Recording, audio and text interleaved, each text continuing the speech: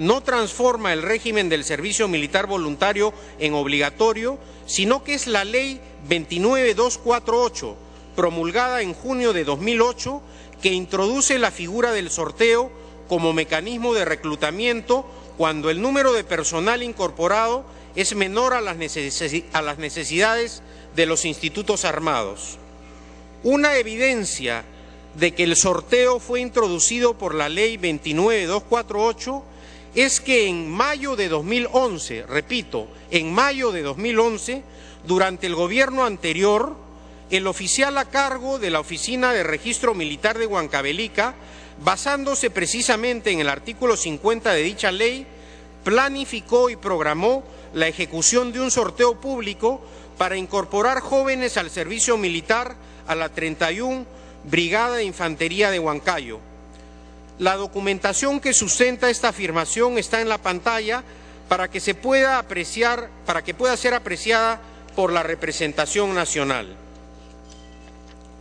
Dicho sorteo fue programado para el 27 de mayo de 2011 con la presencia de notario público, un actuario militar y autoridades representativas de la localidad, pero fue suspendido en razón de que el reglamento no especificaba el procedimiento a seguir ni las acciones a tomar cuando los elegidos en el sorteo no se presentasen al servicio militar.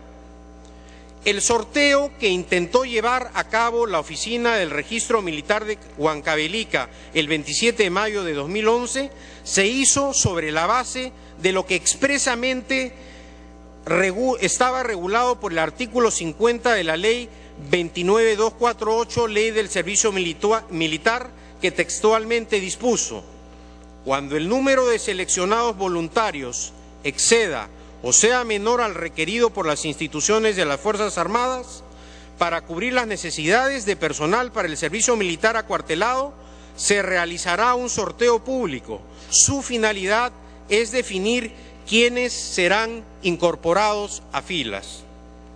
El Decreto Legislativo 1146 mantiene el texto del artículo 50 original y solo agrega que el sorteo lo llevará a cabo la dependencia de movilización y reserva de cada institución armada con presencia de notario público, y precisa a su vez la obligación de los elegidos a presentarse dentro del plazo establecido. En consecuencia, la naturaleza obligatoria del sorteo fue estipulada por el texto primigenio del artículo 50 de la Ley 29248, y la ampliación introducida en el artículo únicamente desarrolla precisiones para la ejecución del sorteo, habida cuenta de la existencia de un vacío normativo desde la entrada en vigor de la Ley del Servicio Militar, es decir, desde el 1 de enero de 2009.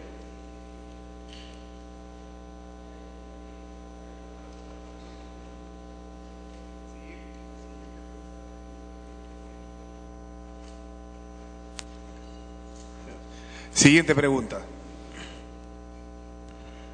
Pregunta número 5.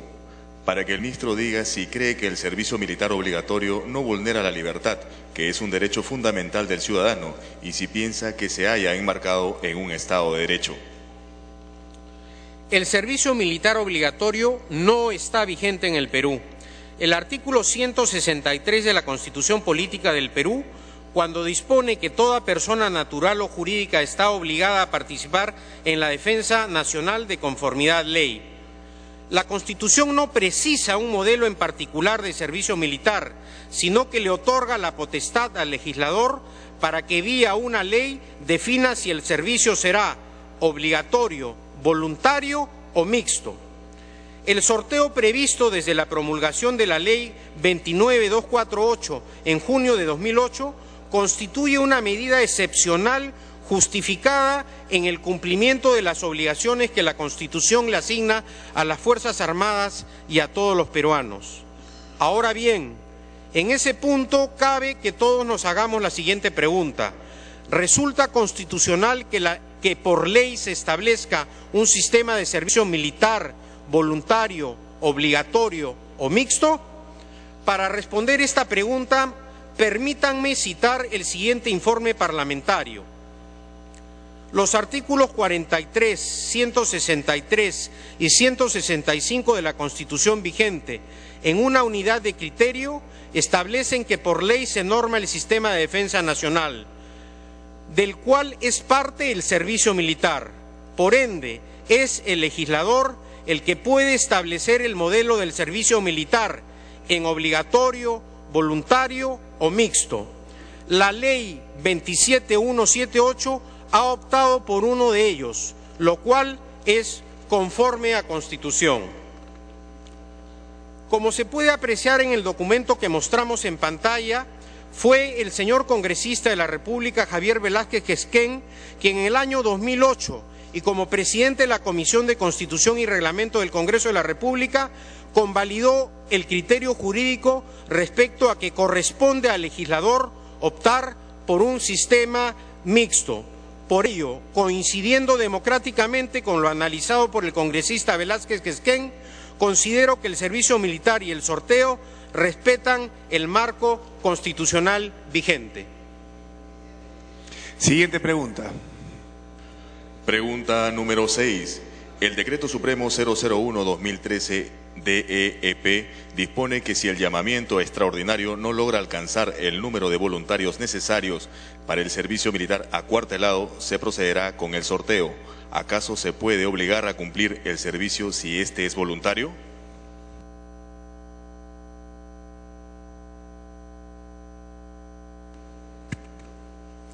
Como se ha señalado en la pregunta anterior, el Poder Legislativo en el año 2008 decidió que el servicio militar se realice a través de un modelo mixto, el cual en una primera fase se efectúa de manera facultativa, pudiendo recurrirse a un llamamiento ordinario y, de ser el caso, a un extraordinario.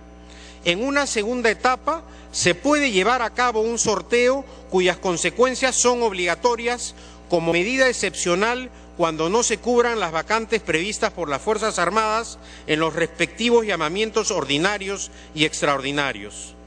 En síntesis, el procedimiento del sorteo constituye un mecanismo excepcional y para su realización, conforme a su desarrollo reglamentario, cuenta con mecanismos de transparencia como son la participación de notarios públicos, de la RENIEC, la utilización de un sistema informático que permita una selección aleatoria y la publicación de los resultados en el Diario Oficial El Peruano.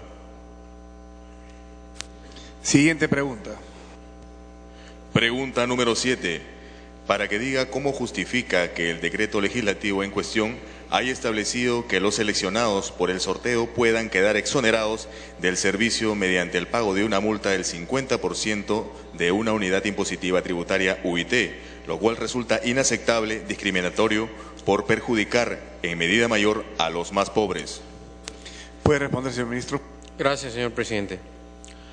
Las multas no se crean ni regulan en razón a las condiciones económicas del destinatario, sino como elemento disuasivo para evitar el incumplimiento de una norma de carácter imperativo.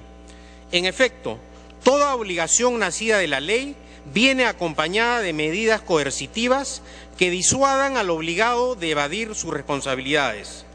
Así tenemos, por ejemplo, las obligaciones tributarias, cuya evasión está penada como delito, las obligaciones de sanidad o salubridad, donde las infracciones se sancionan con cierre de locales o multas, y los deberes de acudir a votar en elecciones, cuyo incumplimiento se sanciona con restricciones al ejercicio de derechos ciudadanos y multas. Cuando el Congreso de la República en el año 2008 decidió que el servicio militar pase de un modelo absolutamente voluntario a uno mixto, imponiendo el sorteo, las obligaciones derivadas de dicho acto debían estar acompañadas de medidas coercitivas que sancionen su incumplimiento. En el ámbito administrativo, se sanciona con multa, por ejemplo, a cualquier persona que infringe las normas del tránsito, independientemente de su condición social o económica. El derecho tributario también contempla para sus infractores penas de multa sin distinción respecto de la condición del infractor, sea persona natural o jurídica. Por ello, en sí misma, la multa no es discriminatoria y aún en el supuesto caso que ésta fuera eliminada, igualmente tendríamos que recurrir a otras sanciones como la restricción de derechos como medida disuasiva ante la evasión de una obligación. Siguiente pregunta. Pregunta número 8, para que diga cómo justifica, además, que en tanto no se cancele la multa referida, se suspendan los efectos legales del Documento Nacional de Identidad DNI. ¿Puede contestar, señor ministro? Gracias, señor presidente. En primer lugar, debemos señalar que las restricciones de derechos ciudadanos por incumplimiento de obligaciones de mandato imperativo no son nuevas en el Perú. Desde hace décadas se encuentran plenamente vigentes disposiciones como las que señala el artículo 29 de la Ley 26497 de julio de 1995, que restringe los efectos del Documento Nacional de Identidad cuando se carece de la constancia de haber votado en elecciones.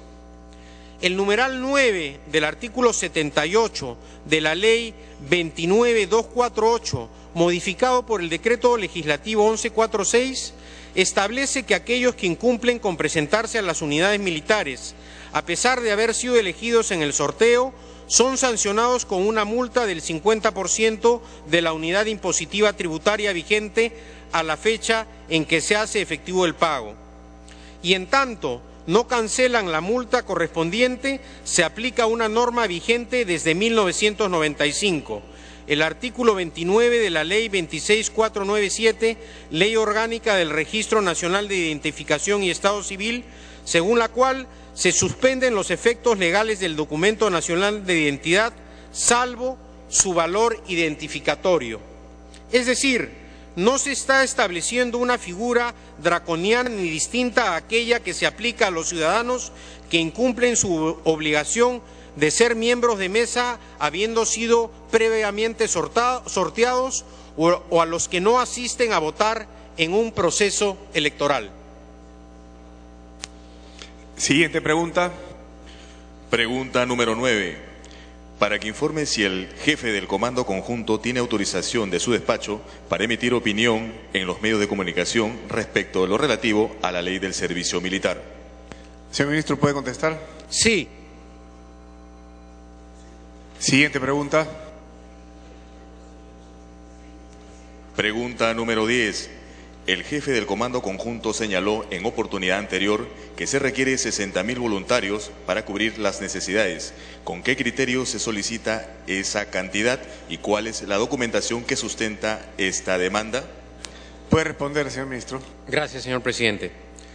La necesidad de incrementar el personal de tropa ha surgido de la planificación que las Fuerzas Armadas efectúan, considerando su participación en la lucha contra el terrorismo y narcotráfico, la protección del medio ambiente, la lucha contra el terrorismo internacional, el contrabando, las acciones de las FARC en el Putumayo, las acciones de apoyo del control del orden interno, entre otras, así como la prevención de desastres naturales, el apoyo en procesos electorales, las campañas de salud, actividades censales, entre otras acciones cívicas. Todas estas actividades se incrementan con los años y reclaman una mayor cantidad de personal de las Fuerzas Armadas. Sobre la base de dichas necesidades y a través del Decreto Supremo número 003-2012 del 7 de agosto de 2012, se aprobaron los cuadros de efectivos del personal militar correspondiente al año fiscal 2013 para las 3 instituciones armadas, lo que incluye al personal del servicio militar y al personal reenganchado. Cabe indicar que el anexo de dicho decreto supremo tiene el carácter de secreto. Dicha norma estableció la mayor demanda de personal en función de los planes estratégicos institucionales aprobados por la resolución ministerial número 671-2011 del 6 de julio de 2011 y modificados por la resolución ministerial 819-2012 del 18 de julio de 2012 para ser aplicados en el periodo 2012-2016. Dichos planes estratégicos han sido formulados por las respectivas instituciones armadas considerando los nuevos escenarios que surgen en los ámbitos nacional e internacional y la proyección de sus efectivos de cara al año fiscal 2016. En tal sentido, la nueva proyección de efectivos en las Fuerzas Armadas se sustenta técnicamente en el empleo racional de su personal y responde estrictamente a necesidades operativas y administrativas para el cumplimiento de nuevos roles y tareas asignadas al Ejército, a la Marina y a la aviación. Siguiente pregunta. Pregunta número 11. Para que el ministro diga si, considerando el requerimiento anterior, el número de jóvenes que presta actualmente servicio militar voluntario no llegaría a la mitad de la cifra necesaria. ¿Qué espera el gobierno para establecer los incentivos necesarios para remediar la situación? Puede contestar, señor ministro. Gracias, señor presidente. Hay que precisar que la cifra de personal de tropa debe mantener una cantidad constante. La meta es alcanzar cerca de 60.000 efectivos y eso se logrará captando más personal en cada semestre, además de aquellos que voluntariamente se mantienen en los institutos armados como reenganchados. Al haberse captado 14.776 jóvenes en el primer semestre del año 2013, se ha sobrepasado el reclutamiento de años anteriores, como se puede observar al contrastar las barras del cuadro comparativo siguiente. Entre los principales beneficios que han motivado este incremento podemos citar los siguientes: acceso al programa Beca 18, otorgándose 1.000 plazas por año a las Fuerzas Armadas a través de programas con Censico, Senati, entre otros. Facilidades para el ingreso a las escuelas de formación de las Fuerzas Armadas y Policía Nacional del Perú, otorgándoles una bonificación del 20% sobre la nota final y descuento de hasta el 50% en el monto de pago por derechos de inscripción e ingreso. Posibilidad de postular al INPE gracias al convenio suscrito con el Ministerio de Defensa, habiéndose realizado hasta la fecha 2 convocatorias para el curso de especialistas en seguridad penitenciaria. Inscripción gratuita en la base de datos del Fondo Mi Vivienda y asignación de puntaje adicional de hasta 20% al postular a los programas de vivienda a nivel nacional. En ese sentido, los efectivos totales de tropa servicio militar en lo que va del año ascienden a 31.966 efectivos, superando las cifras de igual periodo en los últimos 5 años, tal como se puede apreciar en el cuadro que estamos exhibiendo, señor presidente. Siguiente pregunta. Pregunta número 12. Para que el ministro diga si considera que las propinas actuales son un incentivo para que los jóvenes opten por el servicio militar voluntario. ¿Puede responder, señor ministro? Gracias, señor presidente. Sí, pero obviamente pueden ser mejoradas. La ley 29248, ley del servicio militar, promulgada en el año 2008, dispuso que la asignación económica mensual del personal debía alcanzar el 10% de la UIT, es decir, la suma de por lo menos 350 soles mensuales. Sin embargo, entre los años 2008 al 2011 no se cumplió con ese piso mínimo, como veremos a continuación en el siguiente cuadro. A los críticos de hoy que afirman que el monto de la asignación mensual percibido por el personal de tropa es ínfimo, les muestro algunas cifras de cuando estuvieron en el poder y tuvieron en sus manos la oportunidad de mejorar las condiciones económicas de la tropa, no lo hicieron. Aquí vemos la evolución de las propinas que, por ejemplo, en el año 1999 ascendía a 48.66 soles para un soldado y a 59.89 soles para un sargento, mientras que ahora, para esos mismos grados, asciende a 256 soles para un soldado y a 365 soles para un sargento. Veamos ahora la relación entre la propina y la remuneración mínima vital.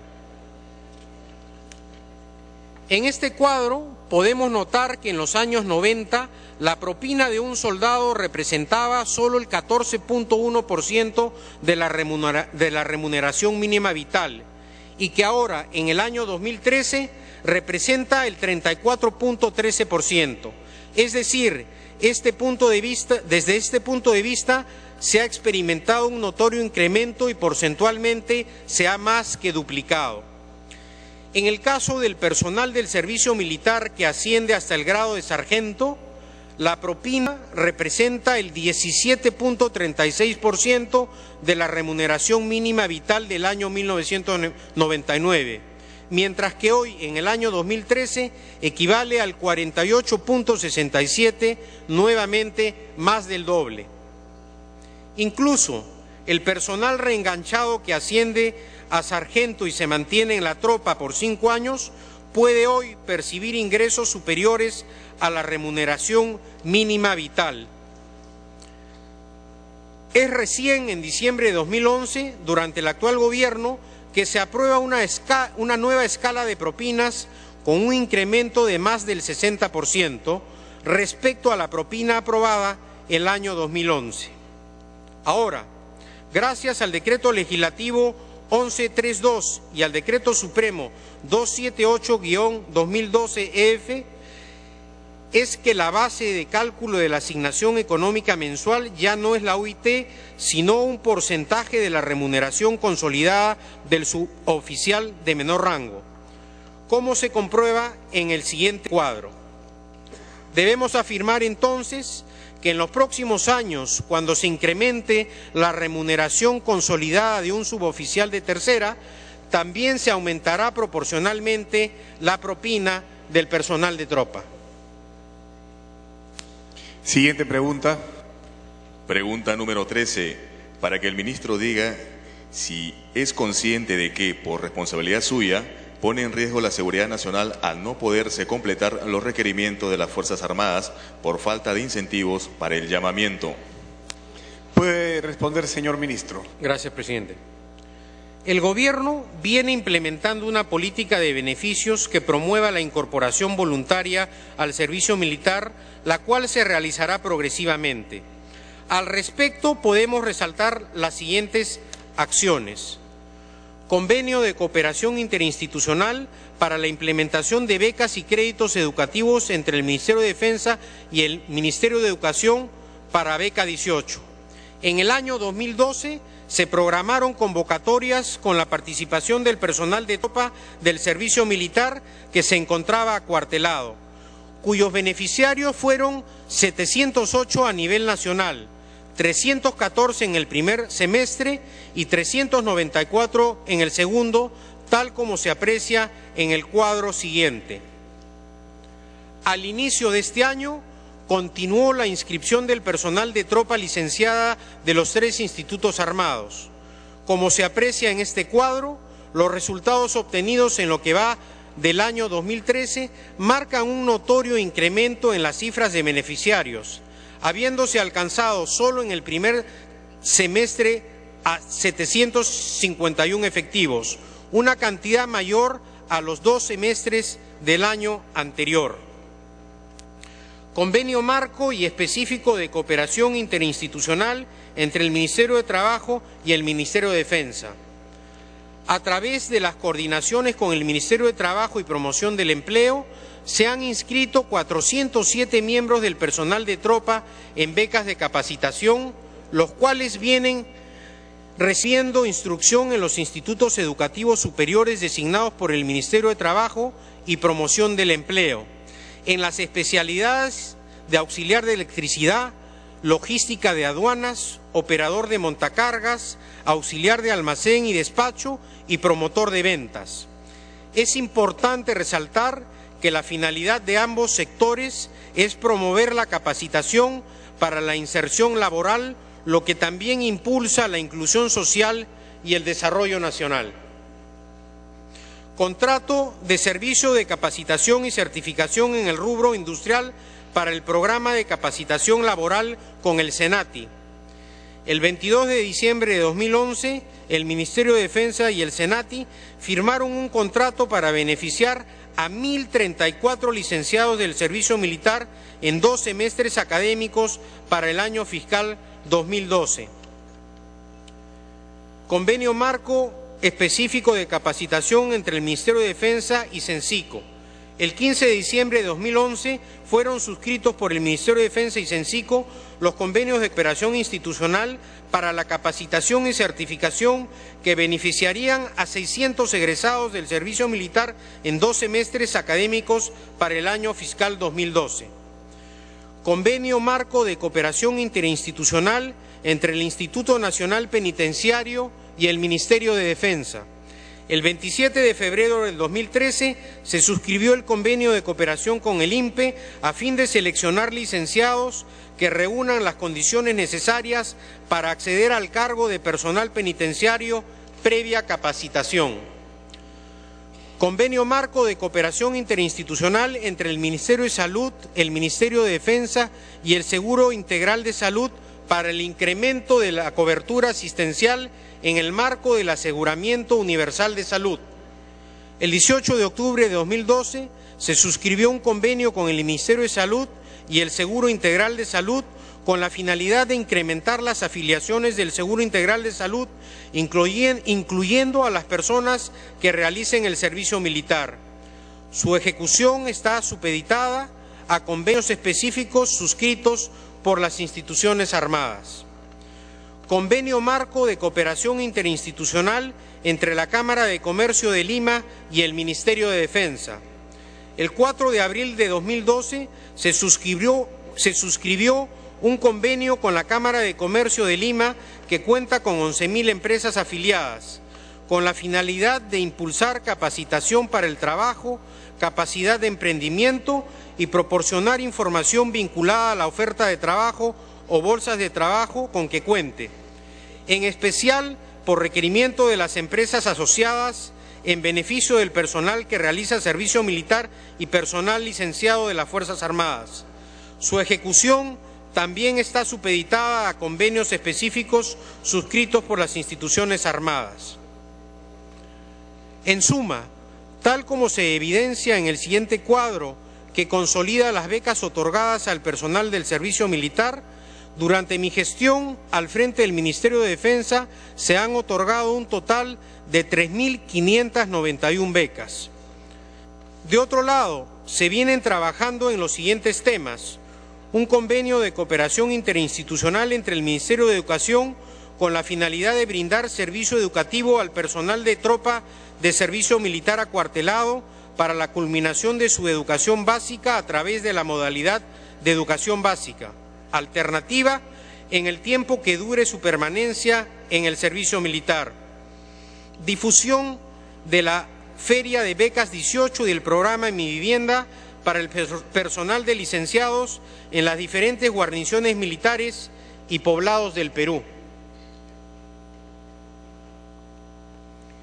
El taller de inducción para licenciados de las Fuerzas Armadas, beneficiarios de la beca 18-2013 de Pronavec, que concluyó con una ceremonia en Palacio de Gobierno con la presencia del presidente de la República, Ollanta Tazo, y 1.380 licenciados beneficiarios de la beca 18 a nivel nacional. La creación del Instituto Superior Tecnológico Público de las Fuerzas Armadas, cuyo funcionamiento está autorizado a partir del año 2014 con la carrera técnica de electrónica industrial, y el establecimiento de incentivos para el ingreso directo a escuelas técnicas de las Fuerzas Armadas.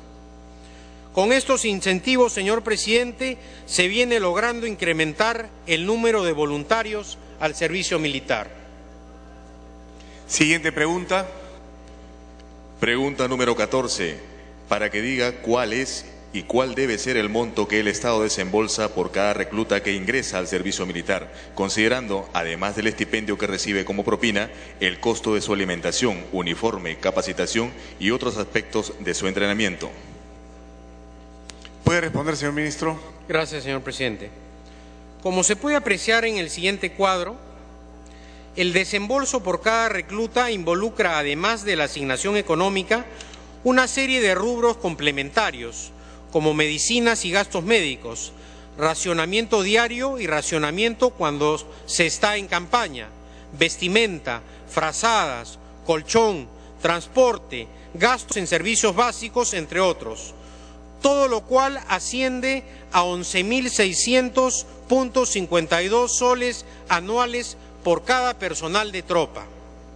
Como se observa en el siguiente cuadro, el costo que demanda la atención del total del personal del servicio militar en las tres instituciones armadas para el año 2013, 39.764 efectivos, asciende a 462.945.919 nuevos soles. Siguiente pregunta. Pregunta número 15, para que diga cómo se ha aprobado el llamamiento extraordinario de personal de la clase 1995 y anteriores para la incorporación voluntaria al servicio militar acuartelado correspondiente al año 2013, sin que antes se haya adecuado el reglamento de la Ley 29.248. Señor Ministro, tiene la palabra. Gracias, señor presidente. El llamamiento extraordinario procede en caso de que no se hayan completado los efectivos necesarios después del llamamiento ordinario. Es una continuación de la convocatoria, no requiere adecuación de la reglamentación. Lo único que especifica el Decreto Legislativo 1146 es que será dispuesto por Decreto Supremo, lo cual se cumplió a través de la expedición del Decreto Supremo número 001-2013 del 20 de marzo de 2012. Siguiente pregunta. Pregunta número 16, para que diga por qué el servicio militar no es una alternativa que compita con otras opciones. ¿Es imposible acaso diseñar un servicio militar que proporcione oportunidades? Su respuesta, señor Ministro. Gracias, señor presidente. Como se ha mencionado en la respuesta a la pregunta 13, el Gobierno viene desarrollando una serie de acciones para hacer que el servicio militar brinde múltiples oportunidades a los jóvenes licenciados y lo haga más atractivo. En esa tarea estamos, señor presidente. Siguiente pregunta. Pregunta número 17, para que diga qué acciones se está tomando para reactivar las escuelas de formación de reclutas con instructores debidamente capacitados. Puede responder, señor Ministro. Gracias, señor presidente. Siendo necesario uniformizar la capacitación de los jóvenes que prestan servicio militar en su etapa básica en los tres institutos armados, la Dirección General de Educación y Doctrina del Ministerio de Defensa se reúne periódicamente con las direcciones de educación de las instituciones armadas a fin de unificar criterios en la instrucción de reclutas. En lo referente a la capacitación de instructores, podemos mencionar lo siguiente. La Marina de Guerra creó la Escuela de Reclutas, ahora denominada Escuela de Grumetes, mediante resolución ministerial número 307 de fecha 15 de julio de 1976, contando con una organización que incluye instructores debidamente capacitados. La Fuerza Aérea recluta a su personal en cada región, área territorial, contando con oficiales y personal de técnicos y suboficiales capacitados para la formación de avioneros. Cabe mencionar que actualmente la Fuerza Aérea se encuentra en el proceso de creación de la Escuela de Avioneros de la FAP, para lo cual la Dirección General de Educación y Doctrina del Ministerio de Defensa ya ha emitido el informe técnico correspondiente, informe técnico número 13 PDDG. El Ejército viene reclutando a su personal en cada una de las regiones militares a nivel nacional, concentrándose en una gran unidad designada con personal debidamente capacitado para la formación de estos reclutas, de acuerdo a lo normado en la Directiva número 12 de septiembre de 2012, en la cual se norma la instrucción y entrenamiento en el Ejército en todos sus niveles y fases de instrucción. El Ejército ha formulado un proyecto de inversión pública para la creación de una escuela de soldados del Ejército en el área de Lima. Este es un proyecto piloto que se iniciará replicando posteriormente, que se irá replicando posteriormente en las diferentes regiones militares del país. Siguiente pregunta. Pregunta número 18. El presupuesto para el año fiscal 2013 fue aprobado el 3 de diciembre de 2012. ¿Cuál es el presupuesto para implementar el servicio militar este año, según el Decreto Supremo 001-2013 DEEP? ¿Puede responder, señor ministro? Gracias, señor presidente. La Ley de Presupuesto para el año fiscal 2013 ha asignado un presupuesto de aproximadamente 307 millones de nuevos soles para atender el gasto por el servicio militar en el presente año. Dado que el Decreto Supremo número 001-2013 fue publicado el 20 de marzo del presente año, es decir, luego de aprobado el presupuesto inicial de apertura del ejercicio 2013, se está gestionando ante el Ministerio de Economía y Finanzas el financiamiento para el llamamiento del servicio militar, cuyo costo para los 12.500 efectivos adicionales asciende aproximadamente a 109.017.567 soles por los meses del año que restan. Dicho costo comprende el financiamiento de alimentación, vestuario, combustible, municiones, material de instrucción, adquisición de mobiliario y asignación económica, propina, entre otros. Siguiente pregunta. Pregunta número 19. Para que el ministro diga si es consciente de que la mayoría de peruanos que entran al servicio militar provienen de los sectores menos favorecidos. Sí, ¿Su respuesta, señor ministro? Sí, hecho que es lamentable. Siguiente pregunta. Pregunta número 20. Para que el ministro diga hasta cuándo va a continuar la falta de equidad en el envío de soldados a zonas peligrosas y la insensibilidad y el maltrato en los cuarteles.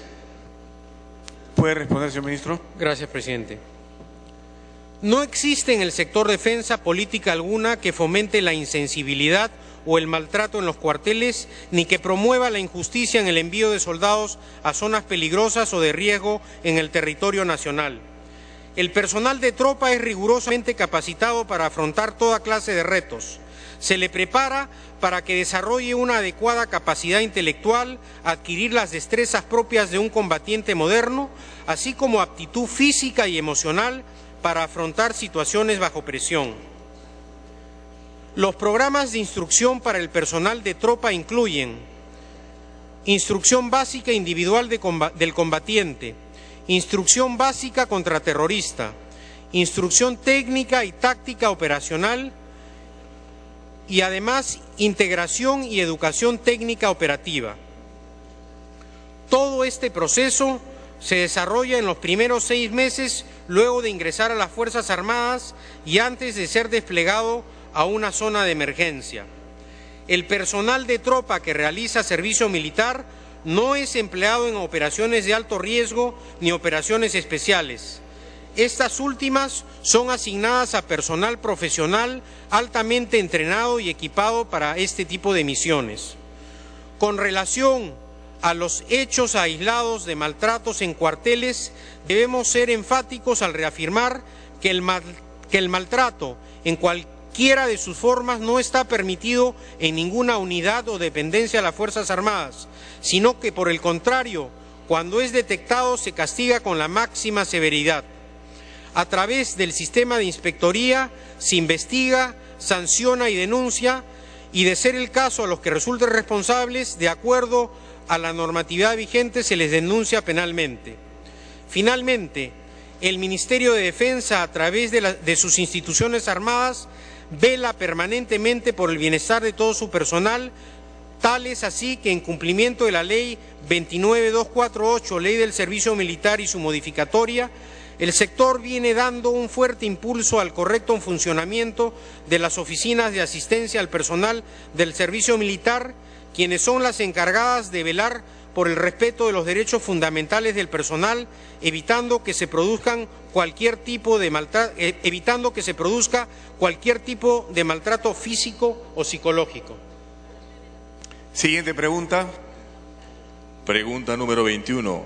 para que el ministro informe respecto del número de peruanos pertenecientes a las clases 1991, 1992, 1993 y 1994 que han prestado servicio militar en las bases militares del Brain o en zonas de emergencia e informe sobre el número de bajas. ¿Puede responder, señor ministro? Gracias, señor presidente.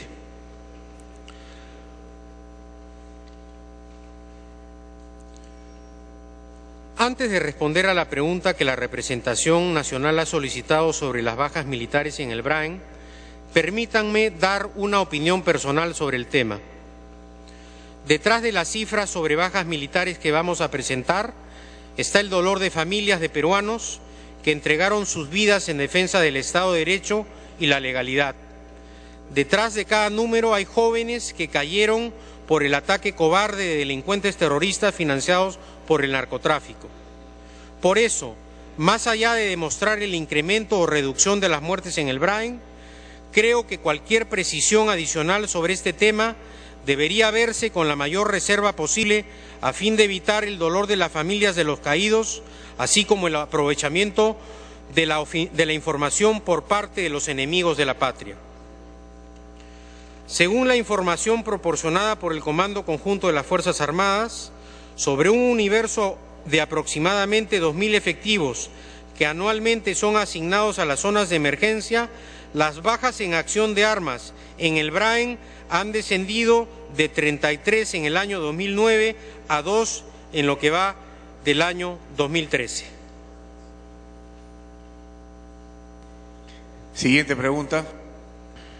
Pregunta número 22. Para que explique el ministro por qué no asume la responsabilidad política de defender a los miembros de las Fuerzas Armadas cuando se perpetúa la inequidad en el trato que reciben de fiscales, jueces y organizaciones supuestamente defensoras de los derechos humanos en procesos que se les siguen sin que el Ministerio de Defensa denuncie esa situación. Su respuesta, señor ministro.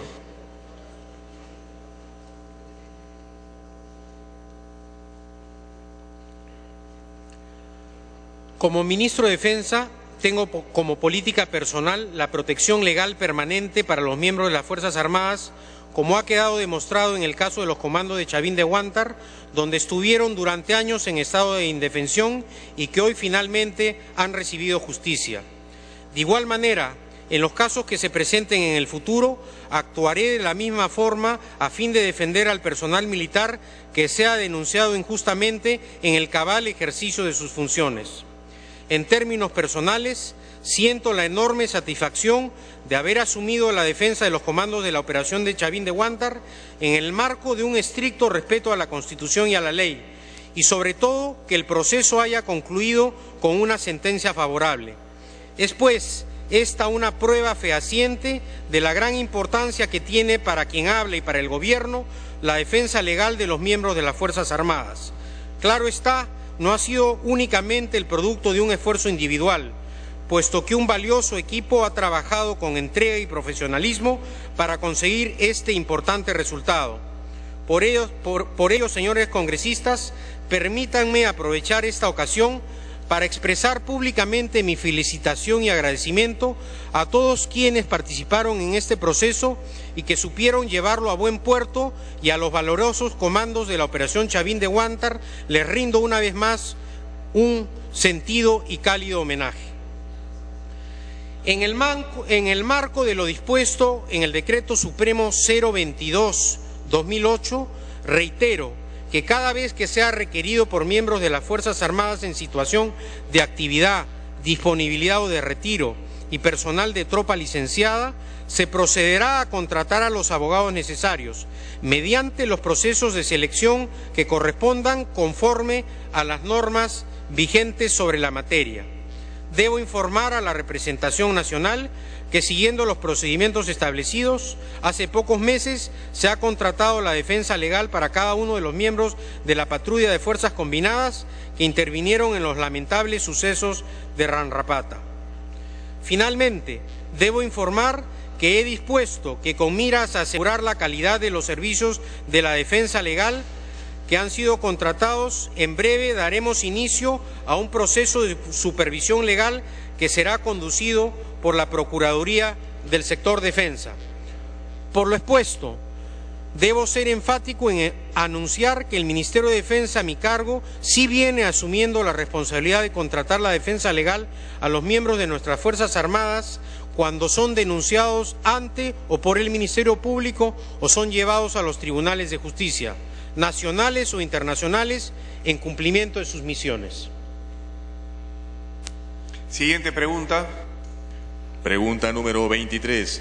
Para que el ministro diga por qué en la reforma del sistema de pensiones de las Fuerzas Armadas no se ha considerado el carácter especial y de riesgo en que el personal militar de las Fuerzas Armadas presta servicios. Su respuesta, señor ministro. Gracias, señor presidente. Ningún beneficio que estaba percibiendo pensionista de las Fuerzas Armadas hasta antes de la reforma se verá afectado por el nuevo marco legal. Asimismo, tal como lo prometí ante el Parlamento Nacional cuando solicité el otorgamiento de delegación de facultades legislativas, no se ha desactivado ni liquidado la caja de pensiones militar policial, precisamente para proteger a los pensionistas bajo su ámbito. El decreto legislativo 1132 aprobó la nueva estructura de ingresos aplicable al personal militar de las Fuerzas Armadas y policial de la Policía Nacional del Perú en actividad, estableciendo una única y nueva escala de ingresos que considera el riesgo, el trabajo efectivo y la responsabilidad en el desarrollo de las labores del personal militar y policial. Vale decir, la remuneración consolidada es la contraprestación del personal militar y policial por la función que realiza según su especialidad. Esta función considera, entre otros aspectos, el riesgo que implica el desempeño de sus labores mientras se encuentran en actividad. En ese sentido, al ser personal que se encuentra expuesto a riesgos por la naturaleza de su trabajo, una parte de su remuneración consolidada considera el riesgo que afronta en el desempeño de sus funciones como parte de ella, siendo esta remuneración consolidada 100% pensionable. El hecho de que la remuneración consolidada del personal en actividad considere el riesgo en el desempeño de sus funciones y sea 100% pensionable, posibilita que dicho personal acceda a una mejor pensión. Siguiente pregunta. Pregunta número 24. Para que diga por qué en el nuevo régimen de pensiones que se aplica a los que inician su carrera de oficiales o suboficiales a partir de la vigencia del decreto legislativo 1133, ellos recibirían menos derechos y beneficios de los que tendrían bajo el régimen de pensiones previsto por el decreto ley 19.846. Señor ministro, tiene la palabra. Gracias, señor presidente.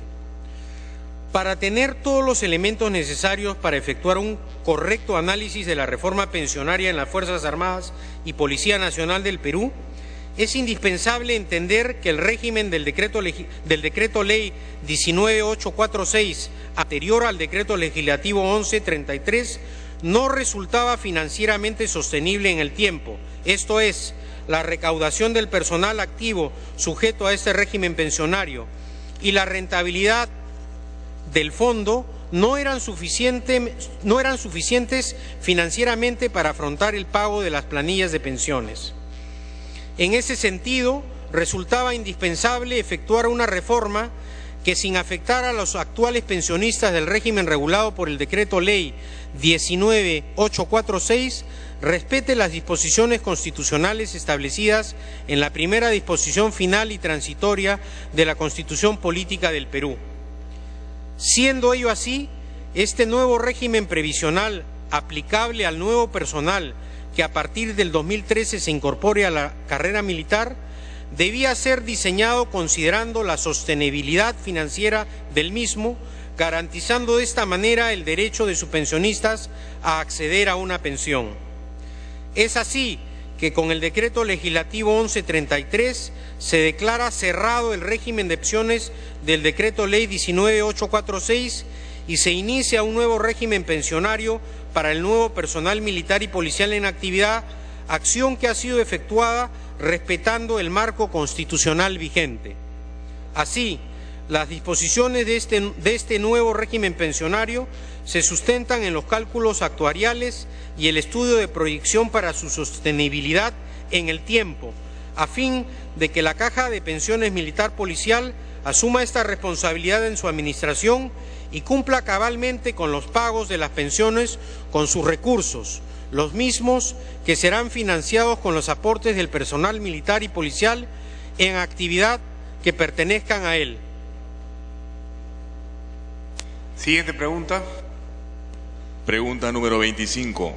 Para que diga por qué la reforma del sistema de pensiones de las Fuerzas Armadas también afectará los derechos de los actuales pensionistas del Decreto Ley 19.846, puesto que, al no aplicárseles la nueva estructura de ingresos del personal militar de las Fuerzas Armadas, no podrá reestructurarse sus pensiones a través de su derecho a una pensión renovable, conforme a la segunda disposición complementaria y final del Decreto Legislativo 1133. Puede responder, señor ministro. Gracias, señor presidente. En el año 2004, mediante Ley 28389, se aprobó una reforma constitucional estableciendo como regla la prohibición de la nivelación de las pensiones. En ese sentido, al ser la renovación de pensiones finalmente una nivelación, es que la misma se encuentra prohibida por mandato constitucional. La reforma del sistema de pensiones de las Fuerzas Armadas no afecta, repito, no afecta a los derechos de los actuales pensionistas, dado que el Decreto Legislativo 1133 establece expresamente en la segunda disposición complementaria final que el ordenamiento pensionario del nuevo régimen no daña de modo alguno los derechos y beneficios de los actuales pensionistas de las Fuerzas Armadas y Policía Nacional del Perú, que actualmente pertenezcan al régimen del Decreto Ley 19846, manteniéndose para ellos las mismas condiciones y requisitos establecidos en el citado Decreto Ley y sus normas modificatorias y complementarias. Asimismo, se estableció a favor de los actuales pensionistas del citado régimen un incremento en sus pensiones conforme al Decreto Supremo número 246/2012-F en forma diferenciada por grado. Finalmente, como se puede apreciar en la imagen, la actual reforma de las pensiones de las Fuerzas Armadas y Policía Nacional permite, por ejemplo, que un teniente coronel que antes percibía por concepto de pensión más otros beneficios la suma de 2.725 soles, ahora reciba como pensión la suma de 3.475 soles. De igual manera, un técnico de segunda que antes percibía 1.332 soles, ahora reciba la suma de 1.737 soles. Adicionalmente, debo señalar a la representación nacional que todos los pensionistas mantienen su derecho a la atención y reciben atención sanitaria de manera permanente. Siguiente pregunta. Pregunta número 26. Para que el ministro diga cuáles son las consideraciones políticas que lo llevaron a difundir adquisiciones y contrataciones calificadas de secretas durante la gestión del gobierno anterior. Su respuesta, señor ministro. Antes de responder la presente pregunta, con todo respeto, solicito a la representación nacional que observen el video siguiente. El video, por favor. Está viendo que se apagan algunas de sus luces. El secretismo en las compras militares es un tema muy grave. Solamente en los gobiernos dictatoriales se optó por tener secreto en las compras militares, que siempre conducen a corruptela. Y aunque se diga que se compra de gobierno a gobierno, eso es mentira. Porque cualquier gobierno al que se le compra a su vez a una empresa privada, aviones, helicópteros, etcétera, o patrulleros. Entonces, que no se utilice ese subterfugio y mucho menos el concepto de secretismo. ¿Qué somos los civiles? ¿Incapaces? ¿Traidores a la patria? ¿No podemos enterarnos de las cosas? Eso es un retroceso democrático. Continúe, señor ministro. Gracias, señor presidente. Teniendo en cuenta estas graves afirmaciones formuladas por un expresidente de la República, me vi en la obligación de responderlas públicamente y de aclarar las inexactitudes que contenían. En primer lugar, porque con tales declaraciones se dejaba entrever la posibilidad de que el Perú hubiera iniciado una carrera armamentística encubierta en la fórmula del secretismo. Y en segundo lugar, porque se formulaban graves imputaciones de corruptelas vinculadas a las compras de gobierno a gobierno. En tal sentido, resultaba fundamental aclarar la primera de tales afirmaciones, la del supuesto secretismo, porque no solo contradice la vocación pacifista del Perú, sino que podría ser peligrosa en el actual contexto político. En torno a las supuestas corruptelas en las compras de gobierno a gobierno, era y es necesario subrayar que el marco legal que rige dicha modalidad de compras no ha sido modificado por este gobierno. Repito, no ha sido modificado por este gobierno ni ha sido establecido por este gobierno. Por tanto, es el mismo expresidente García Pérez quien durante su reciente gestión presidencial ejecutó esa clase de acuerdos de gobierno a gobierno. Sin embargo, y a diferencia del expresidente García Pérez, yo no acuso temerariamente y sin prueba alguna de corruptelas a las compras que de gobierno a gobierno se efectuaron entre los años 2006 y 2011. Ahora bien, sobre la calidad de la información que brindé en mi intervención, debo reiterar que esta es de dominio público y responde al pleno respeto de la normatividad vigente sobre la materia, es decir, a la Ley de Contrataciones del Estado. Cabe señalar que el artículo 8 del reglamento de dicha ley establece que las contrataciones de bienes y servicios y obras con carácter secreto son registradas en el sistema electrónico de contrataciones del Estado, conocido como SEACE, en la cual solo se registra el código, el proceso y su monto. En tal sentido, la única información vertida en mi declaración fue la que corresponde al registro del proceso, ficha del SEACE, la cual es de acceso público, no habiendo precisado las características de los bienes ni definiciones de las adquisiciones realizadas por el sector. Por tanto, no he vulnerado ningún precepto ni norma sobre la materia. Sin embargo, esta no ha sido la política del expresidente García. Para corroborarlo, sin ánimo de polémica, los invito a ver un extracto del discurso presidencial ante el Congreso pronunciado el 28 de julio de 2010. Sector defensa, puedo anunciar con satisfacción que están casi completamente efectuadas las inversiones del núcleo básico por 2.000 millones de soles. El Perú, como país pacífico, contará después de muchos años de abandono con una moderna capacidad disuasiva.